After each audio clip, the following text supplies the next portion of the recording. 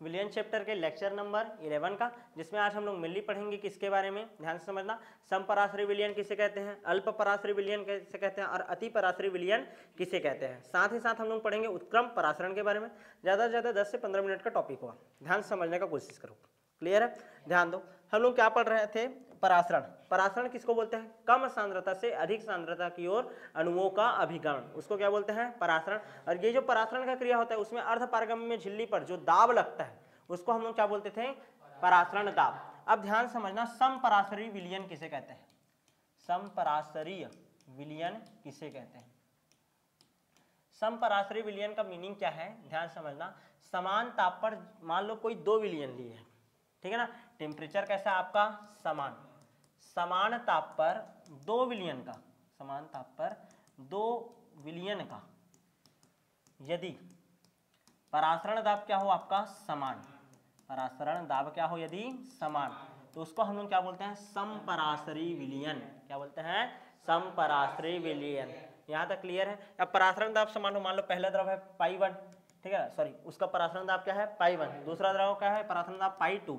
अब हम लोग को पता है पाई इक्वल टू क्या होता है, CRT, ठीक है, CRT ताप समान बोला है तो टेम्परेचर तो दोनों में समान रहेगा, R तो नियतांक है, तो ऐसा भी लिख सकते हो C1 इज इक्वल टू आपका क्या लिख सकते हो, C2, C1 is equal to क्या लिख सकते हो, C2। यहाँ तक समझ आ रहा है कि नहीं। अच्छा, C इज इक्वल टू क्या होता है, NB अपॉन V, यहाँ तक समझ आ रहा है, NB अपॉन V, यहाँ तक क्लियर है। NB1 upon V is equal to क्या हो जाएगा, NB2 अपॉन V। अब ये क्या लिख सकते हो, WB1 upon MB1 into V is equal to WB2 upon MB2 into V। समझ आ रहा है कि नहीं। तो समपराश्रयी विलयन ऐसे विलयन होते हैं, ध्यान समझना, जिनका परासरण दाब क्या होता है, समान। अब ध्यान समझना, हमारे बॉडी में, ध्यान समझना, हमारे बॉडी में जो RBC है, रेड ब्लड सेल्स, ठीक है ना, ये जो रेड ब्लड सेल्स होता है, ठीक है, ध्यान समझना, रेड ब्लड सेल्स होता है, ये 0.9% NaCl विलयन के लिए समपराश्रयी होता है।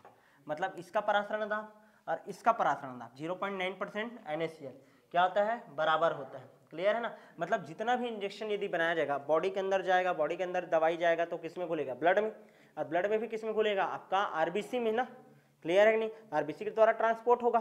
तो ध्यान से समझना, तो दवाई जो जाना चाहिए, क्लियर है ना, उसका परासरण दाब कितना होना चाहिए, 0.9%। तो जितना भी हम लोगों का सलाइन वाटर चढ़ता है ना, उसका सांद्रता कितना होता है, 0.9%। और ये किसके लिए है होता है, आपका बॉडी के लिए समपराश्रयी विलयन होता है। क्या होता है, समपराश्रयी विलयन। यहाँ तक क्लियर है कि नहीं।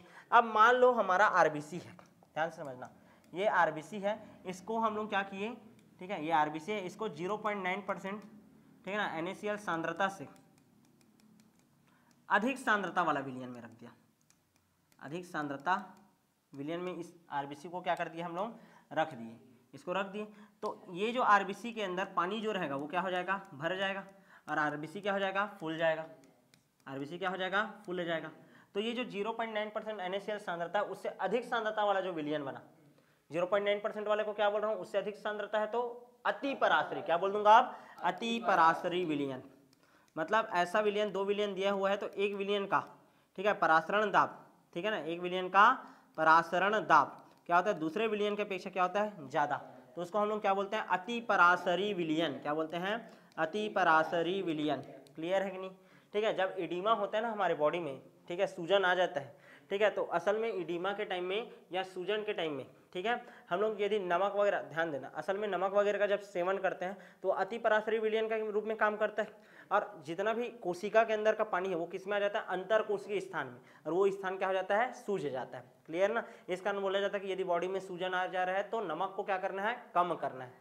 क्लियर है, नहीं तो हमारी बॉडी के लिए कैसा काम कर रहा है, अति पराश्रयी विलयन के रूप में। कौन से रूप में काम कर रहा है, अति पराश्रयी विलयन। समझ आया कि नहीं। अच्छा, वैसे ही एक होता है अल्प पराश्रयी।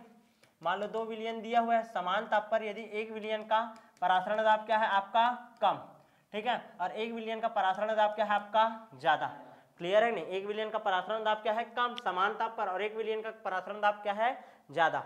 ठीक है, तो जिसका परासरण दाब कम है उसके कारण उस विलयन को हम लोग क्या बोलेंगे, अल्प पराश्रयी विलयन। क्या बोलेंगे, अल्प पराश्रयी विलयन। समझ आया कि नहीं। तो 100 बात का एक बात, 0.9% विलयन NaCl का जो रहता है RBC के समपराश्रयी, उससे अधिक सांद्रता हुआ तो अति पराश्रयी और कम सांद्रता हुआ तो अल्प पराश्रयी। क्लियर है? एग्जाम्पल क्लियर रखना, एग्जाम्पल देख लेना। नेक्स्ट हम लोग बात करते हैं उत्क्रम परासरण किसे कहते हैं। उत्क्रम परासरण किसे कहते हैं? Reverse osmosis. Reverse osmosis, reverse osmosis, RO बोलते हैं इसी को। क्या बोलते हैं? आरओ। असल में जो पानी वगैरह रहता है ना, पानी में जो भी गंदगी रहता है उस गंदगी को साफ करने के लिए हम लोग जिस विधि का उपयोग करते हैं उसी को बोलते हैं रिवर्स ऑस्मोसिस। असल में क्या होता है, उत्क्रम परासरण जो होता है, परासरण के विपरीत क्रिया है। रिवर्स बोल रहे हैं ना, ठीक है, रिवर्स क्रिया है, विपरीत क्रिया होता है, ठीक है। इसमें क्या होता है, ध्यान से समझना।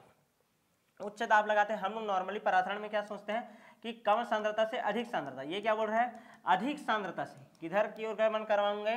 कम सांद्रता की ओर। अधिक सांद्रता से किधर की ओर गति करेंगे? कम सांद्रता की ओर। क्लियर है ना? अब अधिक सांद्रता वाला ऐसा विलयन, ध्यान समझना, मान लो हमारा कोई पानी है, ठीक है, इस पानी में उपस्थित है क्या आपका अशुद्धि, और अशुद्धि के कारण इसका सांद्रता क्या हो जाता है? अधिक। और इधर हम लोग आरओ में देखना, तुम लोग एक शुद्ध पानी भी भरा रहता है एक टैंक में, ठीक है, वो पानी कैसे रहता है आपका? शुद्ध। तो हम लोग क्या करते हैं? TFM लगाते हैं यहाँ पास। क्या लगाते हैं? TFM। TFM मतलब थीन, ध्यान समझना, थीन फिल्म कंपोजिट मेम्ब्रेन। क्या बोलते हैं? Thin film composite membrane.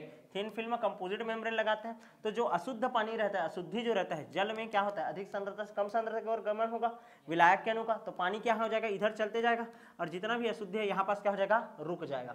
तो यहाँ पास देखो अधिक से कम की ओर जा रहा है, तो ये कैसा हो रहा है? ऑस्मोसिस के जस्ट विपरीत। इसी को ही हम लोग क्या बोलते हैं? उत्क्रम परासरण। क्या बोलते हैं? उत्क्रम परासरण। केवल जल के अणु गुजरते हैं ना इससे, TFM से केवल किसके अणु गुजरते हैं? जल के, और जो भी अशुद्धि रहता है वो कहाँ रह जाता है? इसी में।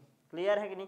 तो ये कंप्लीट हो गया आपका कौन सा पार्ट? उत्क्रम परासरण का। यहाँ तक क्लियर है कि नहीं? अच्छा, इस आरओ का उपयोग हम लोग पानी को साफ करने में हम लोग करते हैं, ठीक है, विभिन्न एंजाइम का निर्माण करने के लिए करते हैं और उनके शोधन करने के लिए करते हैं। अब जो नेक्स्ट क्लास होगा वो हमारे इस चैप्टर का लास्ट लेक्चर रहेगा, जिसमें हम लोग पढ़ेंगे अपसामान्य अनुसंख्यक गुणधर्म। तो मिलेंगे आप नेक्स्ट क्लास में।